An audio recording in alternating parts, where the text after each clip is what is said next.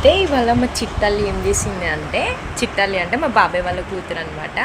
ఏం చేసిందంటే ఆఫ్టర్నూన్ నేను పడుకుంటే నా దగ్గరకు వచ్చి నేను ఐస్ క్రీమ్ చేసుకున్నా చిన్నక్క అని చెప్పింది. అంటే నేను లైట్ తీసుకున్నా, ఇదేం ఐస్ క్రీమ్ చేస్తుంది అని లైట్ తీసుకున్నా. అంటే నేను ఇంట్లో ఏదో ఒకటి ప్రయోగాలు చేస్తా అంట కదా, నన్ను చూసి కాపీ కొడుతుంది అనమాట మా చిట్టాలి. అయితే పడుకున్నా అంత పట్టించుకోలేదు నేను. అయితే ఇందాక వాటర్ తీసుకుందామని ఫ్రిడ్జ్ ఓపెన్ చేసేసరికి చిట్టాలి నిజంగా ఐస్ క్రీమ్ చేసుకుంది. అంటే ఐస్ క్రీమ్ అంటే ఏదో పెద్దది కాదు, చూపిస్తా చూడండి. ఘోరంగా అనిపించింది, చూపిస్తా అండి.